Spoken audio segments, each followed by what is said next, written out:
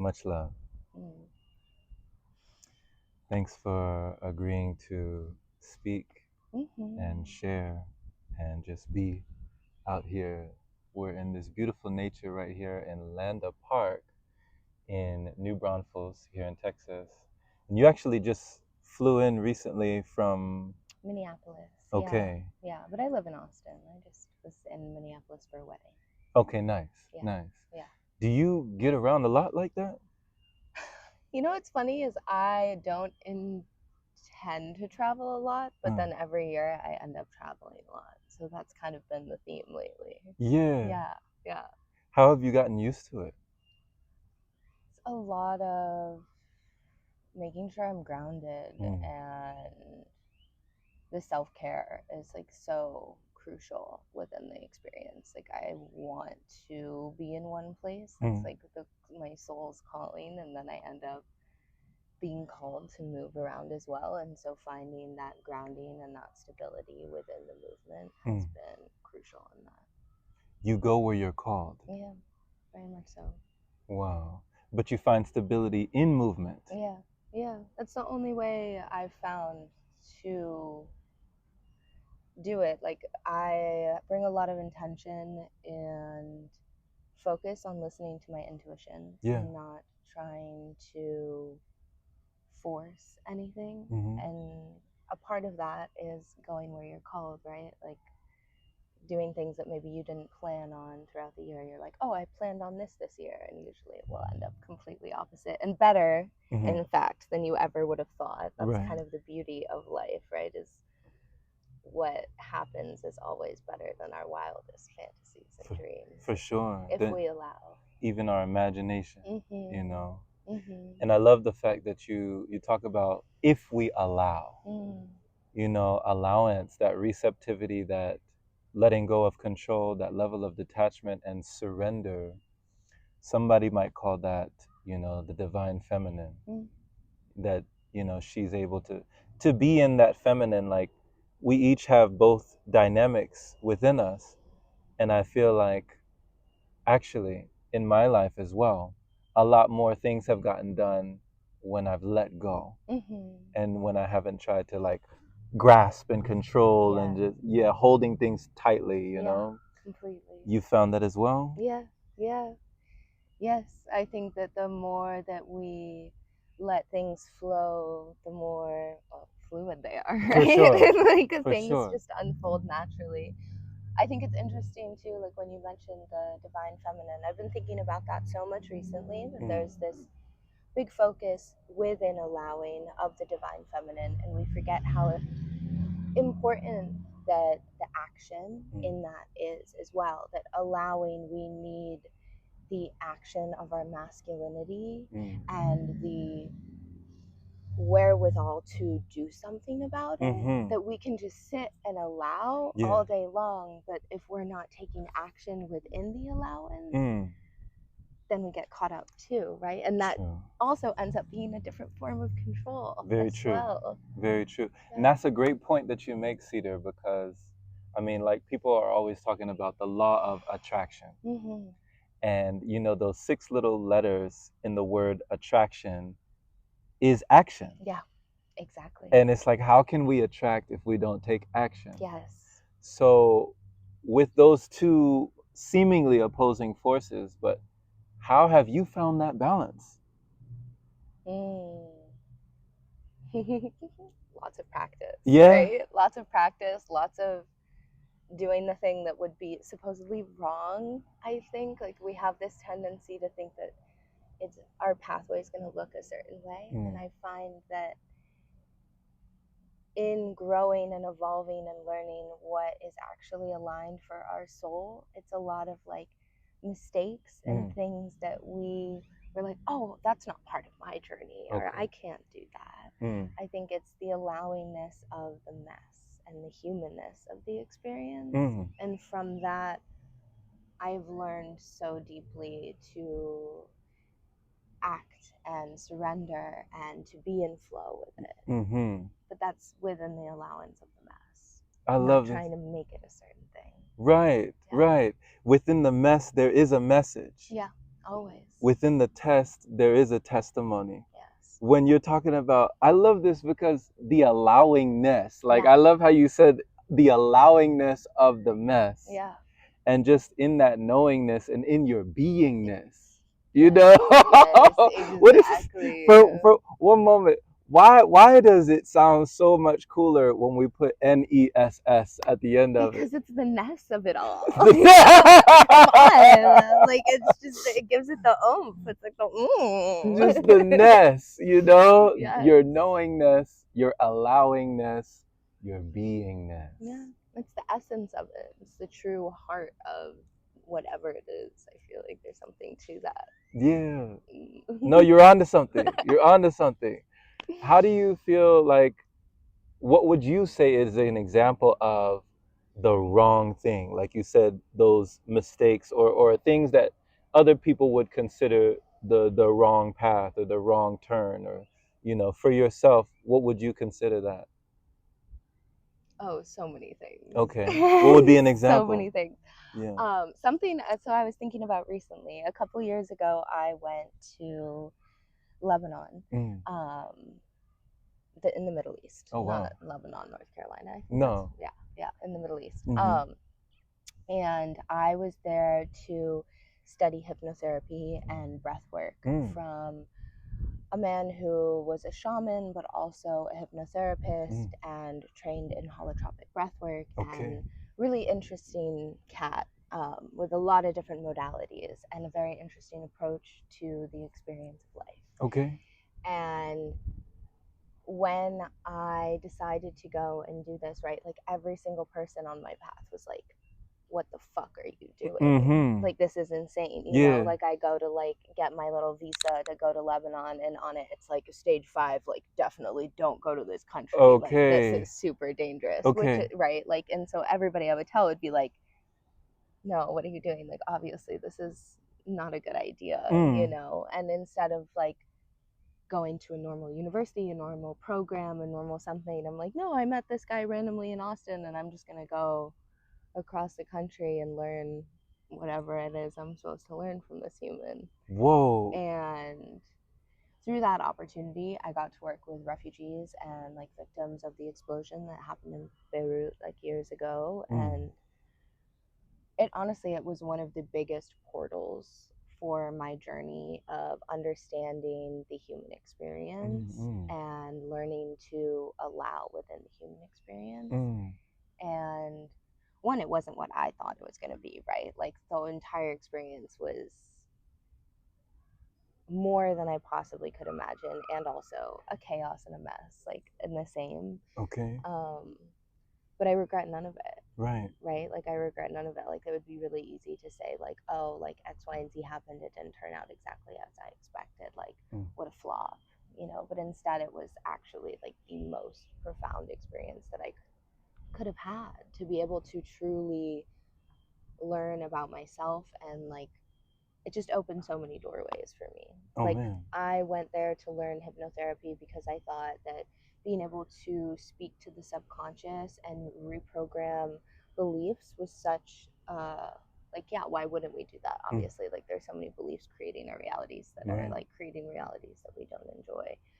But through that experience, I realized that our burdens and our limiting beliefs and the things that we think as like sometimes considered toxic even are the doorways for us to learn and grow the most. Like those are our biggest gifts and our biggest opportunities, and to just change them and take them away instead of allowing ourselves to fully go through the process for what they're there for, to teach us. It's just like, yeah, we're like missing the whole point. Oh man. So Sorry, okay. No, I love this. This is what I love. This is what I'm here for. So when you're in Lebanon, like when you say this was so out of left field for maybe your family, your friends, or your loved ones, or people that were looking at you like, Cedar, what are you doing? What the heck are you doing in Lebanon?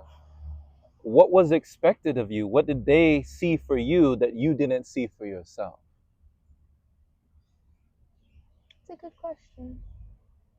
I'm not sure. I try not to pay attention to other people's expectations. Yeah, but what were their expectations, you think? Right? I mean, I think a lot of people just like expect you to like go to school and get a normal job and like be, you know, like live a safe, controlled, normal life, whatever the fuck normal even is. And the safety, the sense of the security blanket or the sense of that comfort zone was never in the cards for you.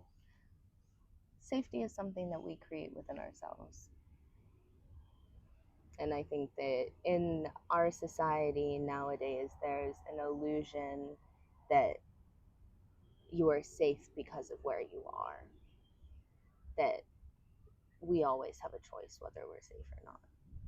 And so I'm always safe, always protected, but not because of where I'm at in the physical realm, but because of where I'm at in here. Ashe. Yeah. Oh my God. Yeah. That gave me goosebumps. I know, it. right? I love your conviction and just the way you shifted the whole energy when you said, you know, what is safety? Like, Yeah. safety is here. Yeah. Safety is not out there. No. Safety is in here. Mm-hmm. Yeah. That's real. Yeah. That's real. Mm-hmm. So it's the big illusion, like people, who can have like however so many multi-million-dollar homes, or you could live in a security fortress, or you could live in a bunker underneath, underground or whatever. But if you don't have that safety in here, you're not. No. There's nothing else. Everything else is an illusion. Yeah. Yeah. Okay. And our physical reality will always reflect that, right? I think that's like one of the biggest pieces, like what you were saying about people who have multiple homes and cars and millions of dollars, and like they're technically like safe by society standards, and things always end up happening. Something always ends up happening to push and tickle and question that, because that's not what we're here for. Yeah. Yeah. So why would you say, Cedar, that when you went to Lebanon to study hypnotherapy, and with this practitioner, and you said also holotropic breathwork, why was this the most profound portal that really shifted your perception? Like, what was it that made this so profound for you at that time? It unraveled every belief that I had about the human experience and being a healthy human. Yeah, like how to go about moving into wholeness. It changed my entire perception of that. Oh, thank you. Yeah, I got you. You're so aware. You got a little ant just crawling up in there. You're in the moment, you're so observant. So it shifted your whole paradigm. Yeah, entire. And your whole perception of what is health. Yeah. And what is, optimum for the human being. Yeah. For your beingness. For the beingness. Yes, yes. So can you give an example of what was something that you believed before Lebanon that you no longer believe after Lebanon? I believed that there were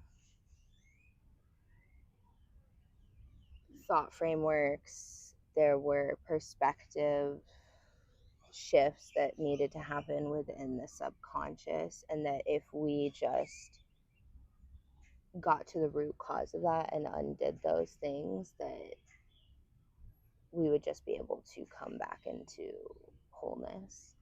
And that though you can actually reprogram your subconscious and change your beliefs, it won't get you as far as going deep into that experience in presence enough to see what that is trying to offer you. Like every time that we have a belief about something that is creating our reality, it is created out of survival for safety, right? Like humans, we are hardwired to survive and to create safety, right? Like that is what we do. That is what our brains literally are made to do. Like they're not made to seek out happiness. They're made to seek out safety and survive.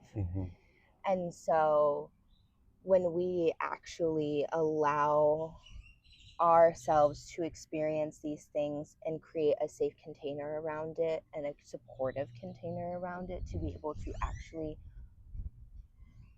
ask our bodies what they're trying to tell us, what they need at that time, instead of just undoing the thought framework. Like, the amount of growth and enjoyment that we can actually get out of life is profound, right? Like, we can undo these beliefs and sure, they'll be undone, but then something will come up in life again to remind you of that, and so you can learn from it, because all of the things happening in our lives are blessings to learn from and to grow and to evolve and to come into more alignment with who we are. Literally everything, if we allow it. Right. I agree. It's a choice. For sure. Yeah. For sure. Yeah. With undoing those beliefs, Cedar, and your mentor at this time, your guide in Lebanon, what was his name?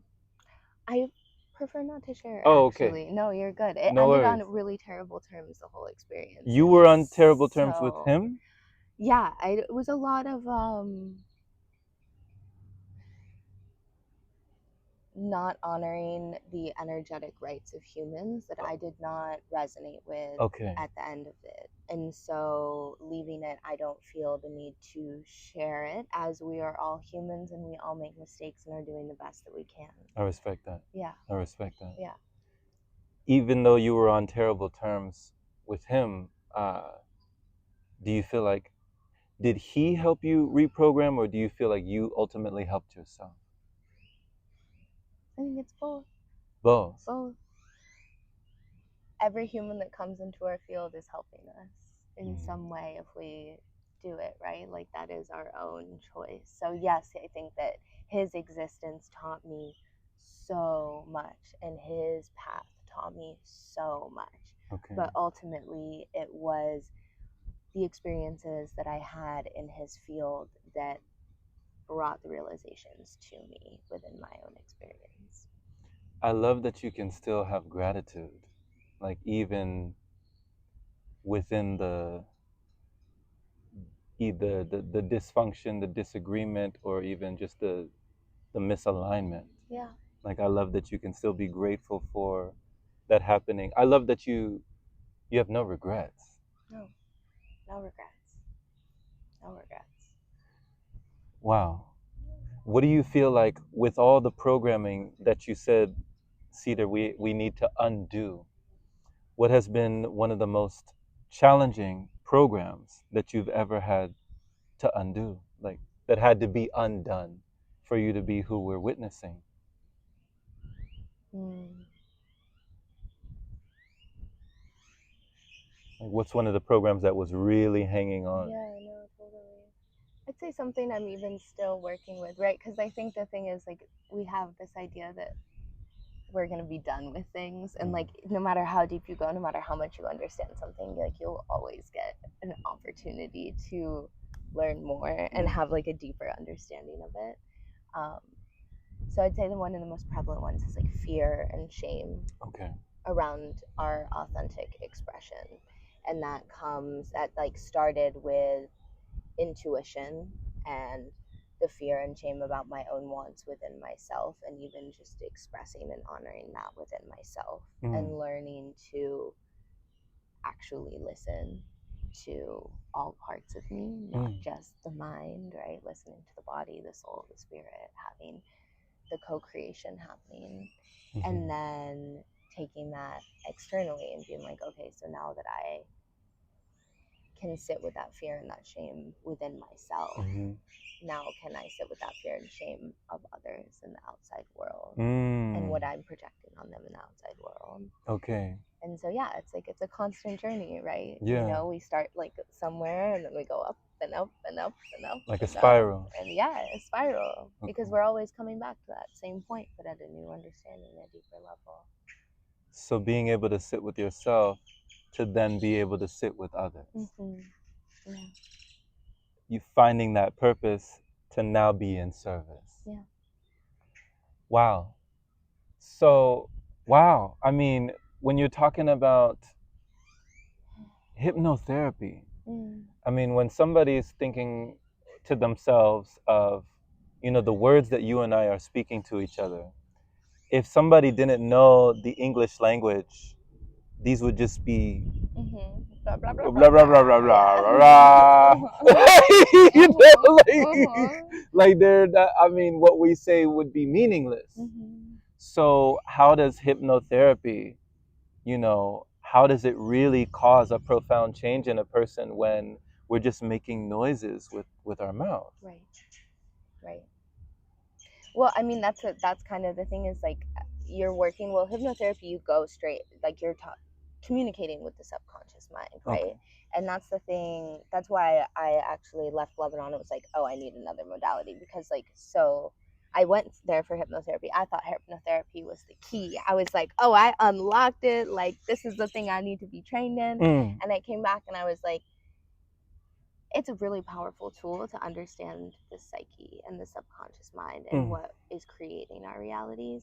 But to actually come more into wholeness, we need to embody that experience. Because to your point, like words are just words and thoughts are just thoughts. Right. And even if we can let go of those thoughts, there's still a loop that wasn't finished within the body because those thoughts came out of an experience that happened within the body. Right. It needs to be processed within the body. Right. Yeah. So after that, I went and I got trained in ISP, which is Integral Somatic Psychology. Somatic Psychology. Yeah. Here we go. Yeah. And so that is essentially the practice of embodying emotions to be able to build a greater capacity for our difficult emotions, for our pain, for our sadness, for our heartbreak, for all of those things that are seen as yucky and we tend to want to avoid, to create a greater capacity for those so that we can have a greater capacity for joy and for love and for enjoyment of all kinds, because our capacity to enjoy and fully be in our experience is exponentially like literally blown out of the water by the quality of it if we have the same capacity to deal with our uncomfortable emotions. So yeah, that's really like all in the body. I mean, it sounds like our potential is limitless. It is. Like infinite. It is. Very much so. I think so. Yeah. I mean, I think so. Right? I definitely believe so. So, somatic psychology. And you said ISP, you said integral Somatic Psychology. Somatic psychology. Yeah. Raja Selvam started it. Dr. Raja Selvam. Yeah. He's from India originally. Nice. Yeah. Nice. And so this became your new chapter. Yes. Yeah. You turned the page. Yeah. And with these things that we're talking about, you said some of the most challenging things for yourself, Cedar, were, you know, the fear and the shame. Yeah. And when we're talking about like guilt, some people say that guilt is like, oh, I did a bad thing. But then people talk about shame feels like I am a bad person. Yeah. So for somebody who is very new to integral somatic psychology, what would be like the method of getting somebody to embody that or to transmute that energy through this method of like, if somebody's dealing with those things like fear, guilt, shame, blame, you know, all of that, how would they transmute that energy through this? Through the body, through the expression, through the presence with that emotion. So the key to it is allowing ourselves to actually feel it fully. So actually being in it, but being in a place that's regulated enough that you're not just creating more trauma from the experience. And so it's about being present enough in it, but actually present in it, not disassociated, not overwhelmed from it. So it's kind of keeping people at this like just about to boil over. So, and keeping ourselves out. So the reason this modality is so cool is because once you've done it, you can do it with yourself. Because that is like, I am so passionate that we all are our biggest healers, and we actually, in fact, are the only people who can heal ourselves. The only ones. Yeah. And so giving people the tools to be able to do that.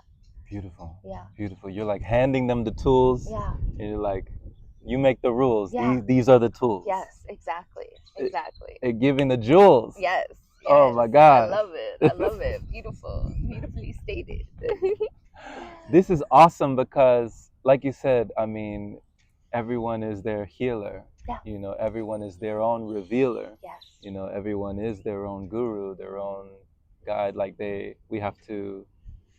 They say that a teacher is never a giver of truth, but a guide, like a pointer to the truth that each student must find for themselves. Yes. Yes.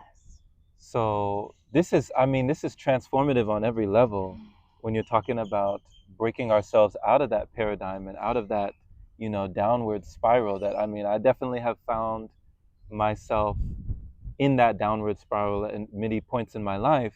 And it's interesting, Cedar, the way that you were talking about trauma, like recreating trauma, it almost sounded like karma. Yeah. Like recreating trauma over and over again. Yeah. Like we have to be careful not to recreate it. Yeah. Yeah, to feed the loop, right? Like that's really what it is. Okay. Like we're constantly on this loop of eating our own shit. Like what do you want to eat? What is it? You know, you think about the Ouroboros, like the snake eating its own ass. Like it's literally that. It's like we're eating our own shit. So what are you going to consume? What is going to be your shit that you eventually end up consuming again? Mm-hmm. My goodness, you know, people have talked about things like what you said about the snake eating its own tail, the Ouroboros, but also purging and releasing so that these things are not increasing. People have done methods like, I've heard, you know, different forms of plant medicine like combo, you know, things like bufo, things like, you know, psilocybin and the mycelium network, things like, you know, ayahuasca, mother ayahuasca. So are those methods that you've ever dibbled and dabbled in, or do you feel like this is more than enough, what we're talking about? I have experienced lots with plant medicine. Okay. And that's part of why I'm actually so passionate about the breath and the connection to the body, that we actually don't need these things outside of us in order to have these experiences. Okay. Like these profound purges, these profound like energy shifts within our experience. Like we don't need to have this medicine outside of us. And even when we do these medicines, I think there's this like, especially nowadays, right? Like it's becoming such a trend and such a fad to do plant medicine, to be on this healing journey of coming into more growth and wholeness within yourself, and to use these plant medicines to do that. But they're just a doorway to that path. That's not the path, right? Like that gives you the opportunity to see the work that we can do, to see the perspective shifts, to grow and evolve from it.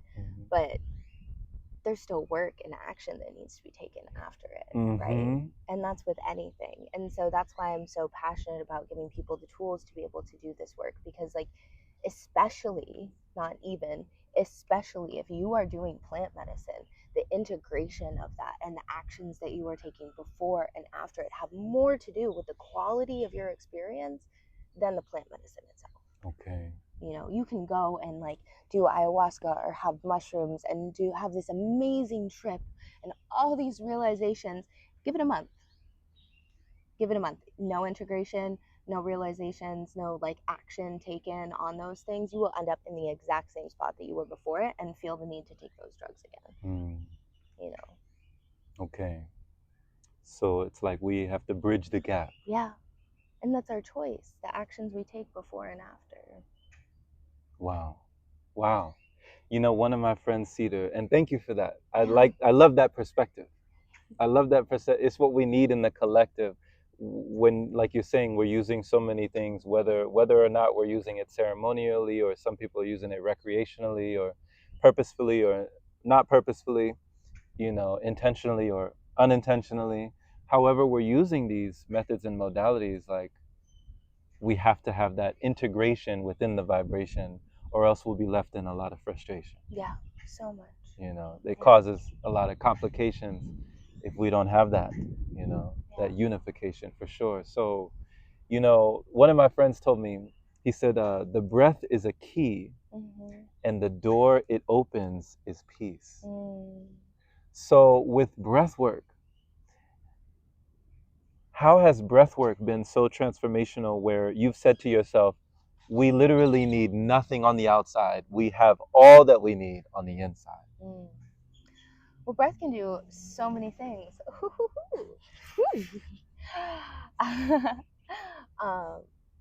Our breath can like bring us back into peace and regulation. Like it can come into peace, but then it can also invigorate us and remove blockages through intensely profound experiences. People like, so holotropic breathwork is traditionally a 3-hour experience in a large group of people where everyone's deep breathing for 3 hours straight. Like for 3 hours straight, and the oxygenation just that the mouth happens, you said? No, the nose and the mouth. Okay. But it's so the way you do it is like through the nose, out through the mouth, and you don't fully exhale before you breathe in again. Okay. And so it's a bit like hyperventilating, but it's not. You're actually getting more oxygen in your blood, and that's what it starts like moving and changing. So you're super oxygenated. Yeah, like ultra oxygenated. Yeah. Okay. People have like past life experiences, near-death experiences, rebirth experiences, like things that you'd experience when you take ayahuasca, right? Like fully hallucinating trance. Like I've seen so much in like my clients and the sessions that I've done with people. Like it is truly profound. Okay. And that's literally just with your breath. Just with your breath. Just with your breath and the presence and intention of doing it. Because I've even heard, like you're talking about, you know, past life regression or even, rebirthing. I've heard of somebody say that they were laying flat and they did, like you said, 3 hours of just breathing, just, or just like in and out, in and out. And they said that they went back to, it sounded so trippy, Cedar. It sounded so trippy. They said that they went back to their birth, like when they exited the womb. They said that they went back to being in the room when they were a baby, like just being born. And he said it was traumatic. He said like he was in the hospital, he was around all these people, and he said it was so traumatic. So what could you share about, you said you've seen so many amazing things from people just with breath alone. What's one of those things that you've encountered or witnessed? Oh my gosh, so many things. I will say before like I go into that, I think there's a very like important thing that I wanted to say about what you were saying is that it's traumatic, like that experience was really traumatic. That even with breath, even though it's something that we literally just have in our body all the time, it still needs to be in a supportive container and done properly. That it's really easy to get ourselves in these experiences, but then what the consequences of doing that and not having the safe container and the support and the tools to navigate it, it can also hurt us as well. And I just wanted to say that too, is that like it's not something to like fuck around with, you know, like you can like open doors, and then if you don't have the proper like support around it, it can hurt you as well. So same as plant medicine. Same as plant medicine. Okay. I think anything that we do, if we don't have the tools to support ourselves in that experience, we can hurt ourselves with anything. Okay. Fuck, you can like drown yourself with water, and we need water. So like, you know. Yeah. Anything too much can be poison. Totally. And like being conscious of what we're doing, is really important. I think the whole past life experience is really always quite interesting, seeing people like physically go into a past life experience. Like I was doing this session for this woman one time, and she literally like she got up and she started like dancing, and this is when I was in my training, and so I was very like, I believed in what I was doing, but I was still kind of like, show me the facts. Right. Show me the facts. Like, let me see like what the fuck this actually is. Because you're telling me breathing can get people to like have a rebirthing experience. Right, like, we're breathing all the time. Like, right. Yeah, like what are we doing? Like, I don't know about all of that, you know. So I'm like, show me the car facts. Right, I'm watching this woman and she starts like stabbing like vigorously, and she's like running around like she's getting angry, like she's going like full force in it. And the thing about it is like you want full expression, like that is everything that we're asking for within breathwork is like give me it all, like I want all of your expression, primal, all of it. Yes, like let loose, like you feel like doing something, do it, and I will keep you safe while you do that. Like that is what it's about. And so yeah, this woman's like running around, you know, like looks like she's stabbing shit. I'm like, what is going on? You know, like I'm having to like contain her from like keeping other people safe. So I'm like literally picking her up and putting her back in like certain spots because she's like going at it. Okay. And she's going so at it. Her blindfold comes off and her eyes are like totally back in her head, like rolling back in her head, like she is full gone in a trance. Like I thought this woman was making it up, you know, like this woman's like a refugee. She like used to do heroin. So I'm like, I don't know, you know, like, no, she was like deep in a trance. And then she got out of it and she was like, yeah, like she told me all about her past life experience and that she was like in this like massive battle. And she was like, yeah, it was crazy. Like I won't give too much of the details because it was like somebody else had entered the room. It literally, yeah. I mean, it was a completely different human that I was like holding space for, but it was her in another life. Oh my God. It was literally this like small woman as like a warrior.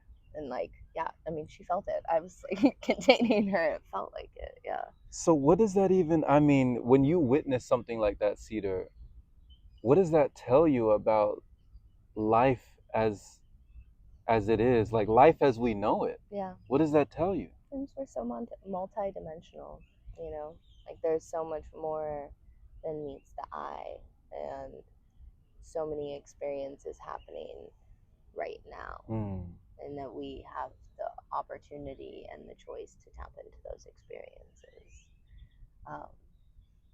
Wow. I feel that our vessels, like our human bodies, are the greatest gift for our souls to experience through. And that's really what it makes me feel every single time. So just to be in human form is like a blessing. It is such a gift. It is such a gift. And I think it's something that we often take for granted as humans. Yeah. Yeah. No, I agree. Yeah. So you know you have past lives. Oh yeah, no, for sure. I mean, I've had crazy experiences of my own, but then like, you know. You've tapped in? Oh, for sure, yeah. I've had okay. Yeah, You've had a what? A lot of different past life experiences, and then I've had a couple near-death experiences as well, which has given me a lot of insight. Near death? Yeah. Like collisions? Yeah. Or through. Yeah. Yeah, one of them was a car accident, and then the other one. It's like they know. They know. Yeah. The world's always speaking to us. When I was young, I struggled deeply with mental stuff. And so I attempted suicide actually when I was 16. And yeah, I was dead for a little bit in that experience. And I left my body completely and I was in another realm. Whoa. And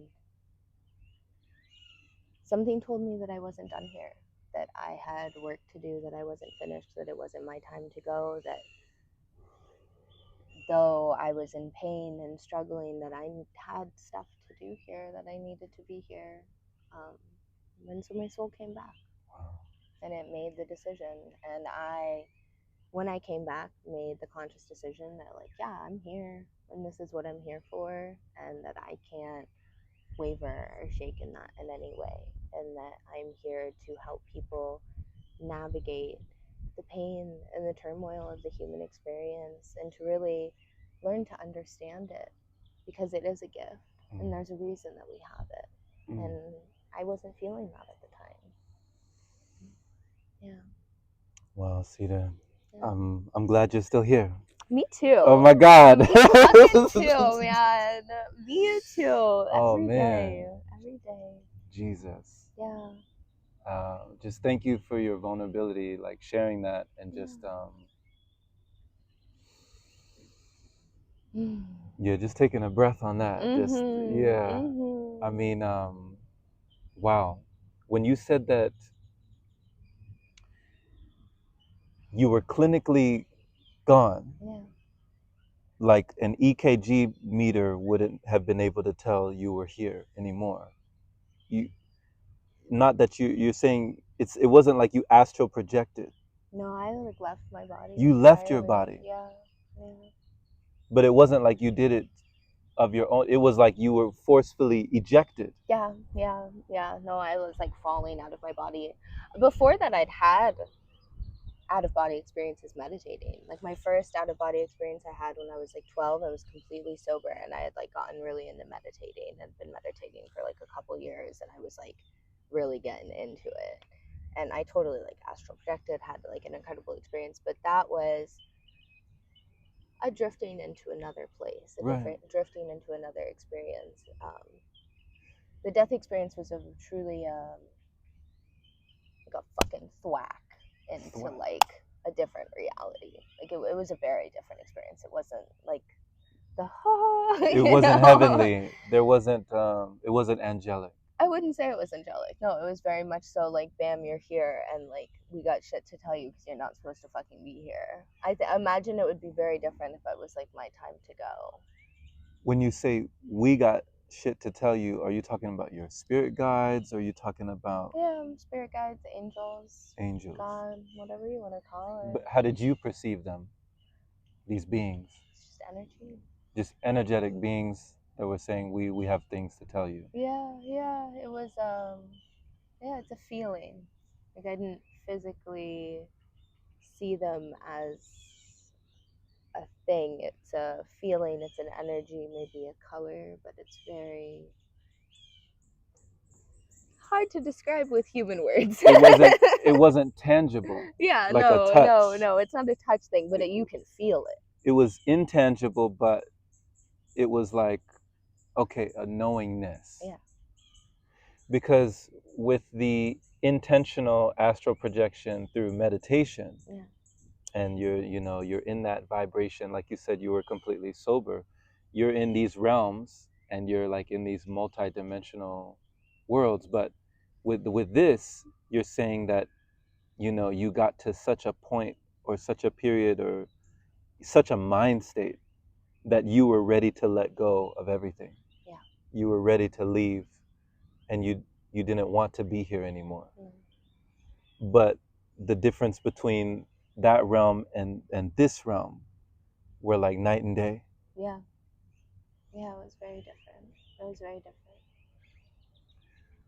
I mean, what do you remember from that realm? I mean, was it like, some people, they they might cut themselves or go into a tub, or some people might overdose on pills. Like,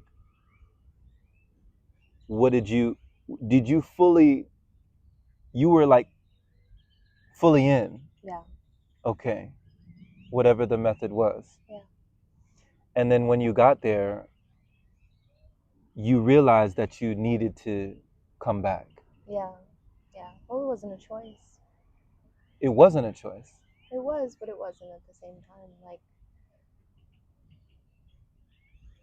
yeah, no, it wasn't really. It wasn't my time to go, and it's like I wanted to, and it wasn't time. Like it's like I had shit to do. Like it wasn't my time to go. Yeah. Your soul brought you back. Yeah. Yeah. Who was there for you after that period to support you?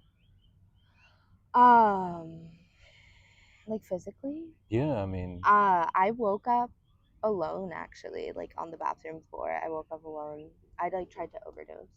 Um, I definitely took enough to overdose. So yeah, I woke up on the floor alone and then I like puked for like a solid like hour and I woke up the next morning and my parents took me to like the mental hospital because that's like what do you do if your like teenager tries to do that, right? Like you were 16. yeah, yeah, yeah.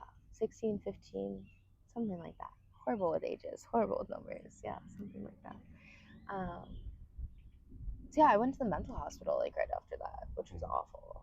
Really terrible experience.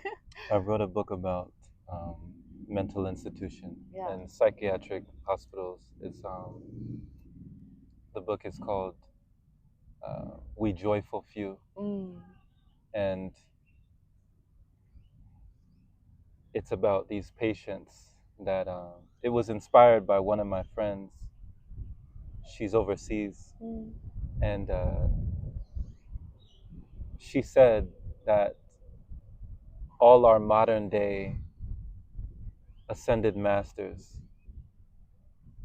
are in like psychiatric hospitals.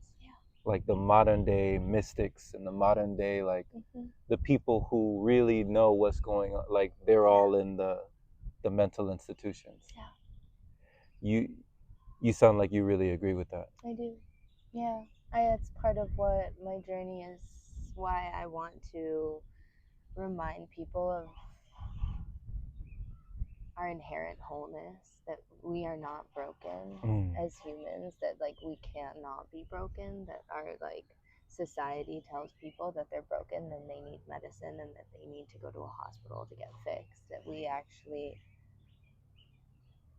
are so powerful just the way that we are, that there is nothing wrong with us. Right. Yeah.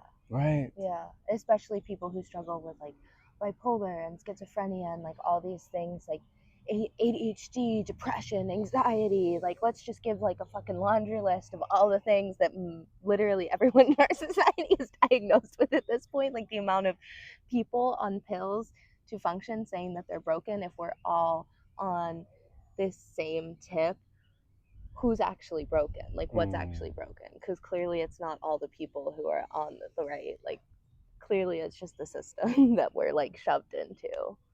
Yeah, I relate to this so much, and I feel so just resonant with you.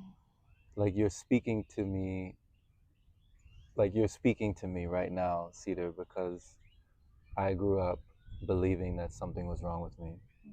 And when I was very young, I think maybe around 6, I was diagnosed with ADHD.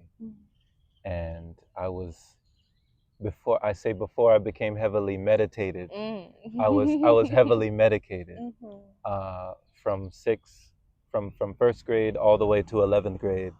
I was taking pharmaceuticals. I was on, Adderall, Ritalin, Strattera, Concerta, and I was seeing multiple counselors, psychologists, psychiatrists, and therapists, like throughout my whole adolescence. I mean, throughout my childhood, really. Yeah. And I mean, I played into the programming and the propaganda of something's wrong with you. Yeah. And you need to be in this special class with special children and special kids who need special attention. Yeah. Because you can't pay attention. Yeah. And because you can't focus, we're going to focus on you. Right? Yeah.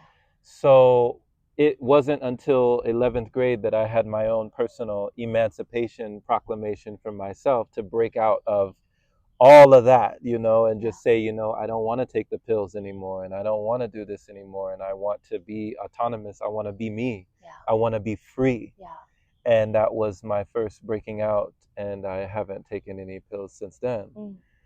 But when you're in the mental institution, when you get sent from either, like you said, 15 or 16, after that, and you get sent to the hospital, and your parents, I guess maybe they're afraid for what you're going to do to yourself. They don't want you to hurt yourself. And, you said that was a horrible experience.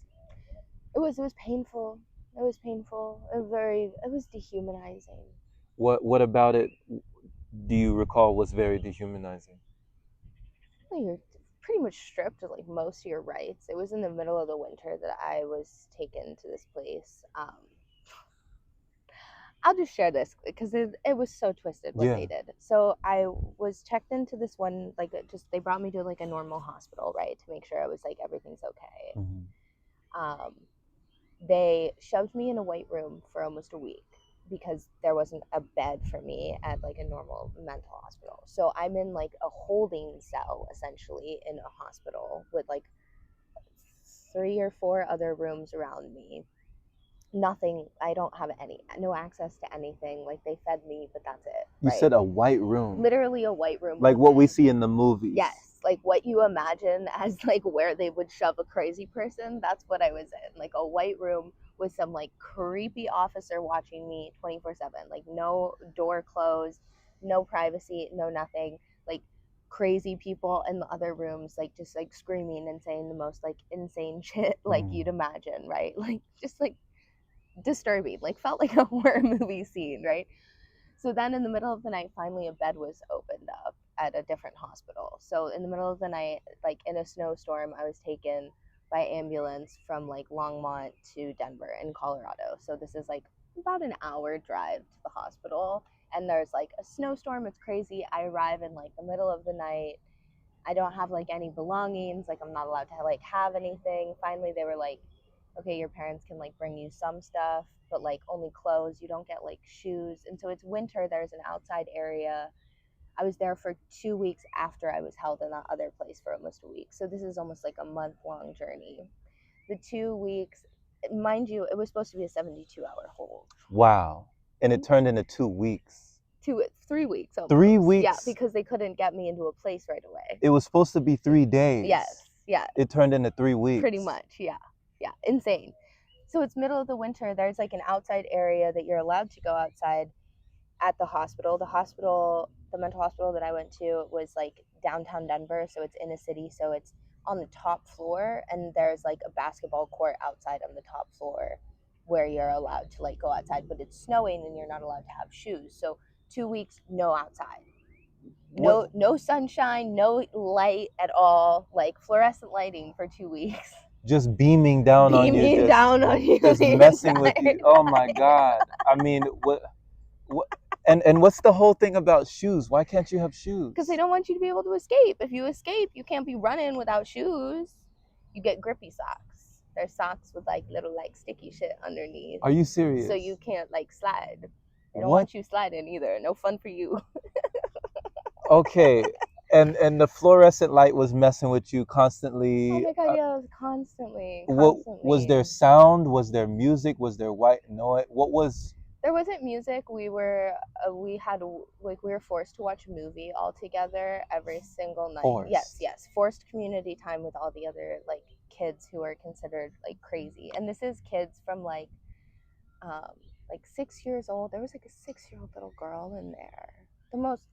So my heart, like I still think about her all the time and just like send her so much love. How do you even send a child? That 6-year-old was terrified. She threw a bottle at my head. Oh, my bad. She was terrifying. It took like 10 grown men to like keep her down. Like 1 6-year-old girl. 1 6-year-old girl, 10 grown men to like contain her. Like that much life force. Talk about like a powerful being. Yeah. Like imagine what she could do if she could harness that. Exactly. Like that's insane. A 6-year-old girl, 10 grown men. Yeah. I'm like, girl, you're a superhero. Yeah. It's like that's where they keep the superheroes. Yeah, literally. Oh my God. But yeah, we were forced to watch movies. Like one movie every single night we were forced to watch. Like I didn't want to. Like we had to. That 6-year-old girl only wanted to watch Holes, and if we didn't watch Holes, like she threw a fit. So we're all watching Holes. Oh my God. Every single night. Oh 6 God. weeks straight. I remember that movie. Dig 'em up, dig 'em up. Like, so you're watching Holes over and over again. On repeat. Oh. What's so funny is I recently actually, I always say like randomly, I'll be like, I'm tired of this, grandpa, like as a joke, like when I like don't want to do something, but obviously I got to do it. Didn't know where it came from, right? And then I looked it up the other day. I'm like, this has to be something. Like, I don't know where in my brain I'm getting this. It's from Holes. Oh my God. It's from Holes. It was just in your consciousness, just deep in myself. Swimming around, just embedded in your psyche. Oh my God. Yeah. So 3 weeks, you're there for 3 weeks. And I mean, I can imagine with what you're saying, Cedar, it probably felt like a year. Yeah, it felt like a lifetime. Yeah. Sure. Yeah. And the only reason like I ended up getting out of it, the only way that you can get out of a mental hospital is if you admit you're insane and if you take all the drugs that they give you and then you pretend to be not insane anymore. There's like a formula, and that's the only way they let you out. Like And so why it took me so long to get out is I didn't want to take their drugs, and I wouldn't fucking admit to what they were telling me, was because they were like, you what you're saying is like not real, like there's no way you feel this way. And then like it was like I was fighting the You whole have way. to admit that you're insane. You have to admit that you're insane, take the drugs, and then admit that you're getting better from the drugs. That's the only way. That is the only way you're allowed out. I forget who did the study, but this was a while ago actually. There was I'll have to find this later and send it to you because it's really interesting. I'm really bad at remembering names and stuff. There's too much information. But they essentially went around to mental hospitals, and they were like, how do we actually like know if a person's crazy or not, like what do we know? So they sent a bunch of different like volunteers, essentially people who are not crazy, who don't struggle at all, to go to a bunch of different like mental hospitals and admit themselves to the hospital, saying the same thing, that they're like not like feeling stable or whatever, and to see how long it took for these people to get out. And like literally every single one of them like struggled with getting out. The longest one of the person, I think it was like 58 days or something that it took for this person to get out, and a completely sane person to get out of a mental hospital, because 58. You have to admit that you're crazy, take all the fucking drugs, and then admit that you're better. Jesus Christ. It's insane. So then the people who are doing this research released it, right? They released it. They were like, here's this information. Like, clearly maybe our mental health system needs some work, right? A mental health hospital comes back, claps back, and is like angry. They're like, like, I don't align with this. Like, what the fuck are you saying? Like, you're pretty much like bastardizing like our whole like system. Like, what the fuck? The guy was like, you can send people to my mental hospital, and we'll see who, like, I'll be able to know who's crazy and who's not. And so the person agreed. They were like, the scientist or whatever agreed. They were like, yeah, sure, like, let's do it, and they never sent anyone, but the guy released like 30 plus people thinking that they were like the people that the guy was sending, and like, no, the scientist sent not a single soul. Wow. Oh my God. Yeah. So to just give you an idea of like how twisted the system is, right? It is. Like, who the fuck, just like, to prove a point. Just to prove a point. Jesus Christ. I know. So if you do admit to insanity, what are they then able to do to you if you do pills? That's all they do. But then how are you supposed, like, how is a person even supposed to rehabilitate themselves? Like, this a whole backwards, it's backwards. Yeah. It's like you're sane, but you have to say that you're insane. Yeah. And then they get you on the pills. Yeah. And then you say, I'm getting better. Yeah. Once you're already medicated. Yeah. That's so backwards. But you can't leave unless you're medicated. Like, they literally will not let you leave unless they give you medication. That's so sinister. Isn't that wild? It's and no, it's not a system that's just making money and like built to like sell pills. Not at all. Not even a little bit. Have you seen a movie with Leonardo DiCaprio called Shutter Island? Yes, I have. Yeah. That's what it reminds me of. Completely. Yeah. No, it's amazing how all of those like twisted movies about mental facilities are actually painfully on point. It's like the illusion that it's not, Yeah. So you said you did not admit. I wouldn't for a long time. I finally did. You finally did. Oh yeah, no, I finally did. I wanted out of there. I was sick of the fluorescent lighting. I was sick of like the whole thing. Okay. So I have to know. All right, I have to know, Cedar. So, what was it like? Like, how did you feel getting to that point where you finally broke and admitted like something that you knew in your heart of hearts was false, just to get out? Like, what was going on in your body, like somatically? Like, how did you feel having to get to that point of just, I mean, admitting something like that? I felt so sick, like physically ill. I felt so defeated. I mean, it made me feel even more crazy. That's the funny thing, and I think that's part of why they do that, is because when you are aligned to yourself at a soul level, you feel like you're losing your mind. And that feeds their narrative, right? Like that's kind of the thing about it, is like that they're doing the exact thing that makes you feel like what they want you to feel like, so that they can profit off of it. And it's all for profit. It's all for profit. Like they so much money off that shit. They make money keeping you there. Yeah. And keeping you medicated. Like the it's in their best interest. Yeah, the medication. So yeah, they put me on so many pills, and they actually misdiagnosed me too, which was wild. So I got put on pills, and then I got like, I forget what it's called when you get like induced schizophrenia from pills, but that happened to me because they diagnosed me wrong. So I started like hearing things and seeing things, like was more messed up mentally than I ever was going into it when I got out. So we're talking about psychosis. Yeah, like complete, like, yeah. Because you correct me if I'm wrong, but what I've heard, Cedar, is that psychopathy is different from psychosis. Yes. Like somebody could be psychotic, but they're not necessarily a psychopath. No, yeah, completely. Like, what are the differences? Well, and like sociopaths and psychopaths are like also different. That has more to do with not being able to feel the emotions of others. Like somebody can be hurting and you don't empathize. There's no empathy there. Yeah. You could say that's a form of psychopathy. Yeah, well, it depends, right? Like I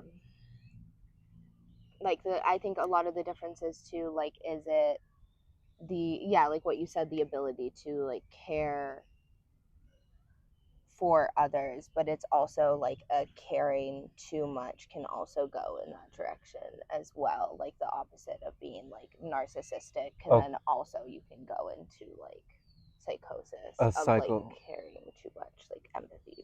Okay. Psychosis. But psychosis, is that where you're hearing things that aren't there and you're seeing things that aren't there? It can also just be beliefs, though, too, that you believe things that aren't there as well. But like, it doesn't have to be seeing and hearing. But for you, a side effect of the medication was that? Yeah, like seeing and hearing things, yeah.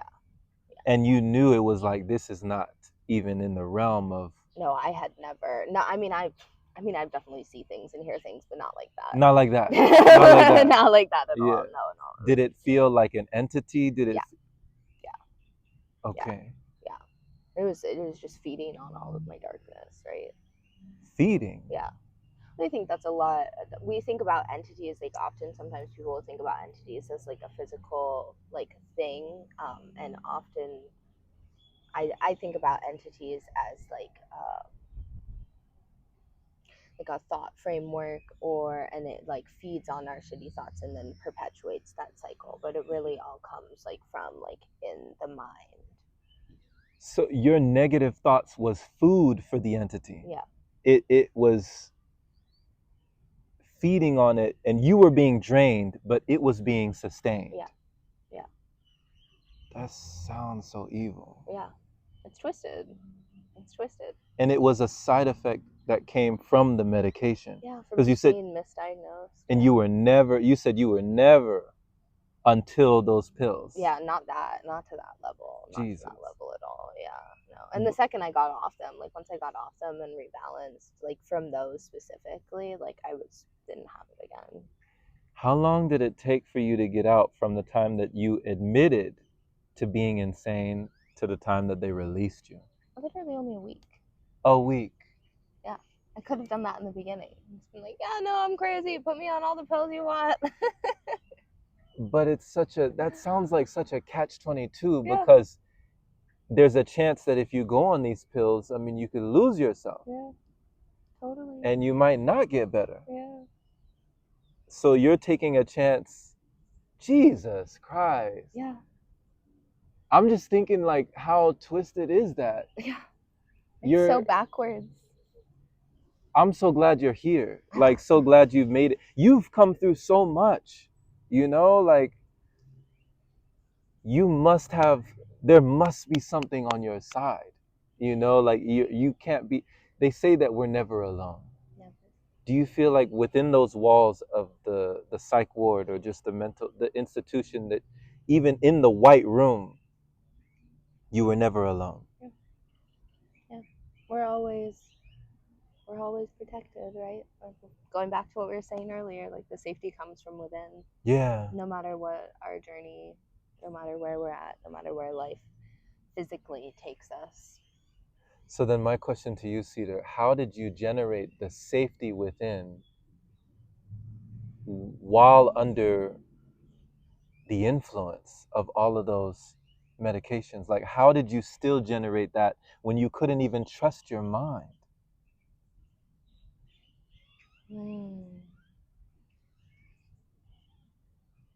It's a good question.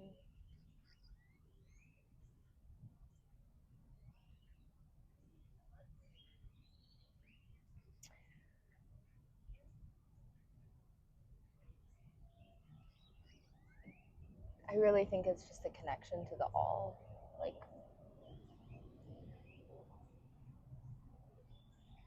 there's something so much deeper than all of that within us all the time.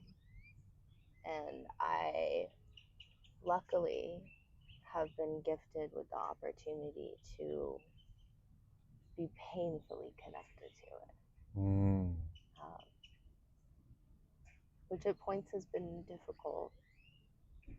But yeah, there's like something so much deeper of a connection within. And that's part of why it's part of my mission is to help people connect to that, because then when you have that connection, you can literally go through anything, the most fucked up, twisted experiences, and still be okay and actually come out stronger than before. Not just be okay, but to grow from that experience.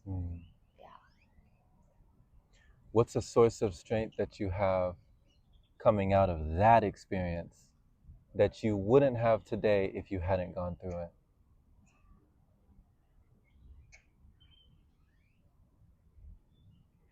It's like confidence within the knowing. Yeah.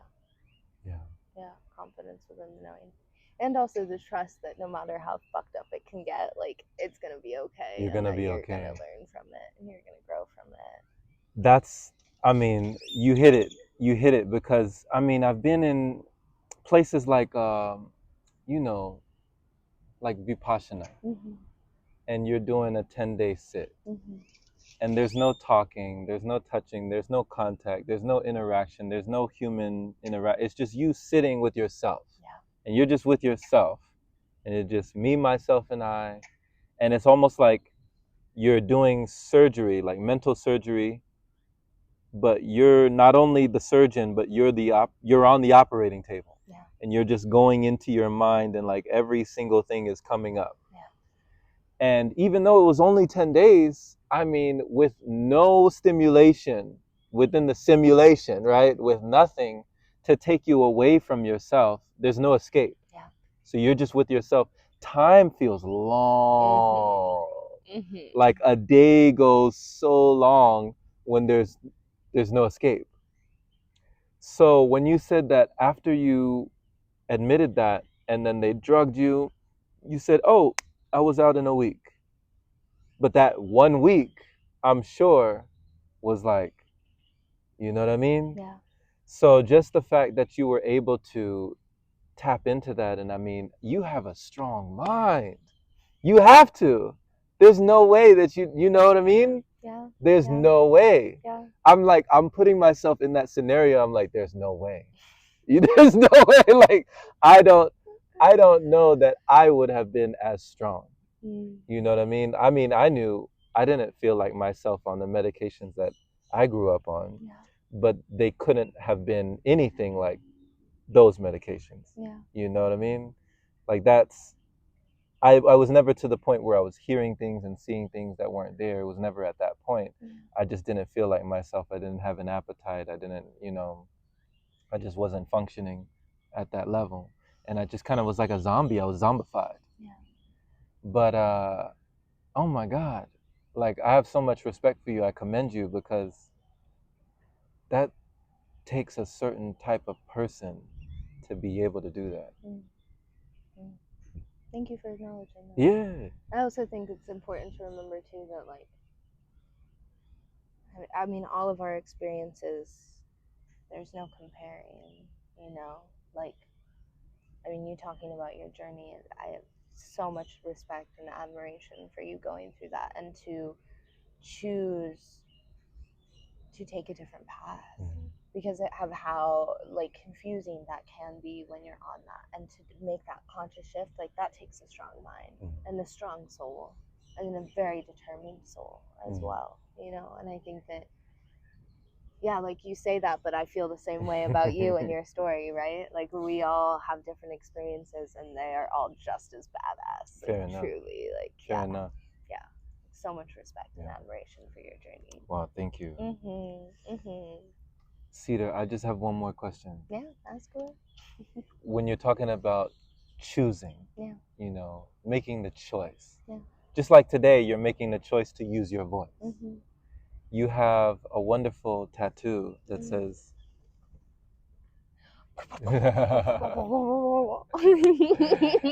can you show your tattoo? It says choose love. Yeah. I love that. Thank you. Why did you get that? Like, what does that commemorate for you? What does that symbolize for you? What is the story with this right here? So this is an anatomical human heart. There's 3 arrows going into it, representing the Holy Trinity. Where the arrows go in, it turns to red, so it brings life from the pain, actually bringing life into our experiences. That without that, it would just be black and white, right? To truly have the painful experiences ignite us. And with the choice, it can create beauty. So that's why there's all these different flowers. The flowers represent different things. Don't need to go into that, but that's essentially, with choosing love, pain can grow into beauty. But that's only if we choose. Only if we choose. It's a conscious choice. Our pain can also be our biggest, turmoils, and our biggest unraveling, and just to eat us alive, like it's a choice. And that's one of the things that I think that it's really important to remember, is that we do always have the power, and we do always have the choice, and unlimited potential is possible. Is possible. And also everything else is possible too. And it's a choice. You can fuck around and find out.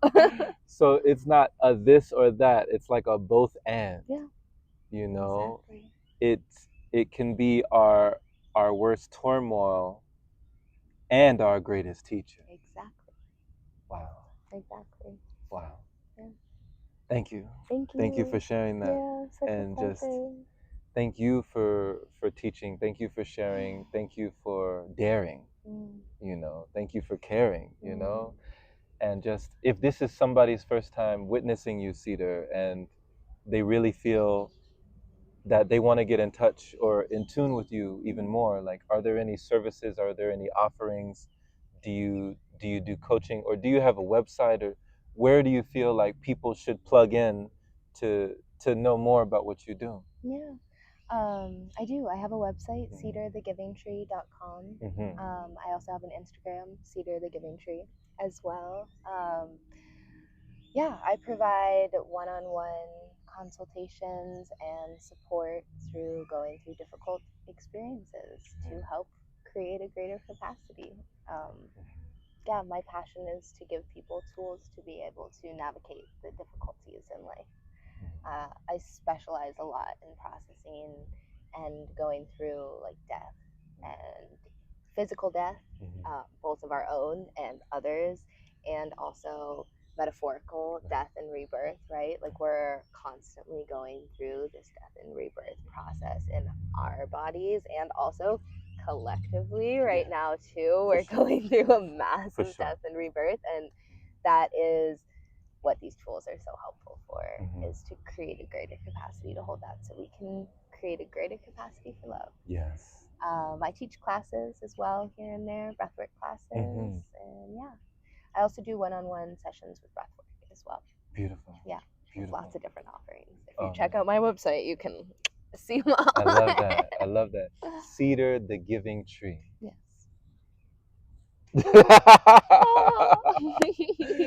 Thank you. Just, they do say the secret to living is giving, and you're giving so much, not only to yourself, but to everyone else. Yeah. So, Yeah. blessings. Blessings. Much Such a love. blessing. Much Thank love. you. Thank you so much. Yeah, Truly. Such absolutely. an honor. This has been such a wonderful conversation and connection. I'm glad. I'm glad. Yeah. And much love, everyone. Thank you so much for listening. And I trust that you got a lot out of this. Enjoy the rest of your time. Thank you.